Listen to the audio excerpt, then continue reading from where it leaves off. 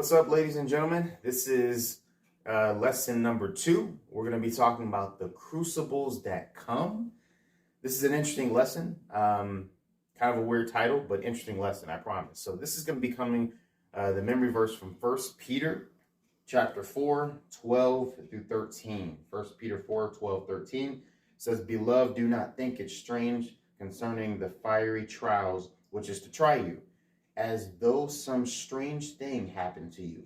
But rejoice to that extent that you partake of Christ's sufferings, that when his glory is revealed, you may also be glad with exceeding joy." The theme of this lesson is pretty much why we go through trials. What you're going to explore here is probably like 4 main key points that the author is going to bring out to you about why we actually go through trials, but interesting lesson nevertheless. So one of the main things the author is trying to get across right off the bat is that trials are to be expected. They're not necessarily a surprise. But here's the point. Because to really understand what the author is getting at, you have to understand the background of 1 Peter. In 1 Peter, Peter is actually not talking to non-believers. He's talking to Gentile converts. So they converted over to Christianity. And now they're trying to figure out, well, what is the new normal that my life is going to look like now? Because a lot of these individuals have been kicked out of their homes. They've lost their jobs, many of them, particularly because they have decided to become a Christian, and that had isolated them from their communities. Some of them can't even shop in certain grocery stores of that day anymore, particularly because they're not offering sacrifices to other gods in the community. And these individuals in the community believe that everybody needs to offer sacrifices to certain gods in order to keep the peace of the community. But now when this new Christian person walks in and doesn't want to sacrifice all of a sudden to this random god over here, then he's disturbing the peace of the community, and now we have a problem. So many of these people had to leave their communities, leave their households, leave their jobs. It caused a lot of confusion. And Peter's trying to tell them, hey, listen, don't consider this to be a strange thing. This is actually normal, which it sounds terrible. They're getting persecuted, but it's to be expected. So here are the 4 main things, though, the author wants to bring out when he's talking about why trials come. The first thing is trials come as a result of your own decisions. You walk into a grocery store, all of a sudden, you decide to take something, a candy bar or something, and then you quickly run out without paying for it. That's the result of your own decision. The police come, you go to jail. No one did that to you. You did that to you. So it's the result of your own action. The next thing is going to be perhaps particularly the best way to say it is like it comes because of the devil.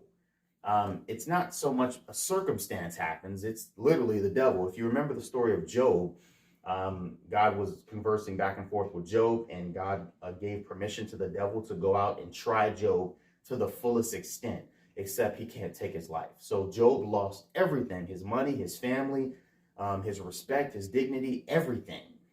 That was the result directly of the devil's actions. So sometimes trials come specifically because of the devil's actions with us. The next thing is going to be particularly because trials come as like the result of just living in a sinful world. It's kind of like what an insurance company calls an act of God, which I don't know why they call it that. That's a subject for another time. But the point is you're sitting there, you get out of your car, all of a sudden a tree falls on your car, right? Like it's kind of an act of God in an insurance mind. However, the point is it wasn't God. It's specifically a circumstance. So trials come as a result of you living in a sinful world, as a result of just a circumstance happening. Now, the 4th one is particularly going to be because all of a sudden God decides to try you himself. This is kind of like if you remember the story of Abraham and God telling Abraham to bring up his son Isaac to a sacrifice. That wasn't merely some random circumstance. It wasn't the devil, and it wasn't, like pretty much anything else. That was directly caused by God. So sometimes God even directly causes test or trial. So those are the 4 main things to go through. The results of your own decisions. Number 2, the devil actually doing something and causing a trial for you. Number 3, it's just the result of you living in a sinful world. And number 4, God actually directly causes a trial for you. Now, here's something you want to particularly think about as you're considering these things. You don't always exactly know when a trial may come or how it may come. So how can you be more prepared for a trial when you don't know the type of trial it may be or when it may happen? How do you become more prepared for a trial when you don't know the type of trial it may be or when it may happen? Okay, so the next thing to see here is on Thursday. It's entitled Crucibles of Maturity. Crucibles of Maturity. And what you're going to read from is 2 Corinthians chapter 12 and verse 7 through 9. And there's something interesting to bring out about this. Because of the surpassing greatness of the revelations, for this reason, to keep me from exalting myself, there was given me a thorn in the flesh, a messenger of Satan to torment me, to keep me from exalting myself.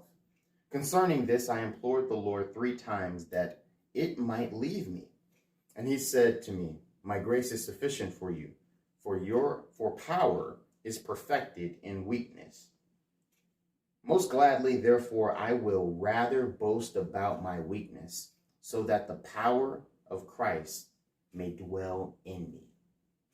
Incredible. So this is saying that power is perfected in weakness. And really the main thing the author is really trying to get out to you, a huge point, is that sometimes trials come that you can continue growing spiritually and not stop. Trials ultimately come so that you continue growing spiritually and not stop. But there's something else about this verse. It's kind of like when commercials say, but wait, there's more. This is the profound meditation. So what Paul says here is that he boasts in his weakness. He's boasting or exalting in his weakness so that Christ can be made strong. But what doesn't happen in this prayer and this back and forth between God and Paul is Jesus doesn't specify what particular weakness is keeping that trial there for Paul. Paul tells you later what that thing is. He's like, hey, I have a problem with exalting myself or maybe feeling overconfident. But it's not something God tells him in that moment or in that prayer. I'm sure he told him at another time. But the point is this. A lot of times we say that we are like Paul, like we relate to Paul in some sense that God is keeping a trial around or a temptation or some sort of crucible for us. Like I'm going through this problem and I know God is keeping it around to work on my character. You know, we say that all the time. But the truth is we're like Paul in the sense that we know that God is keeping something around to work on our character. But we're not like Paul because we don't always specifically know the weakness that God is wanting us to work on that's keeping the trial around. So what specific weakness is keeping your test, trial, or crucible around? What specific weakness is keeping your test, trial, or crucible around? I'm Oswald, and this is Profound Meditations Sabbath School Summary.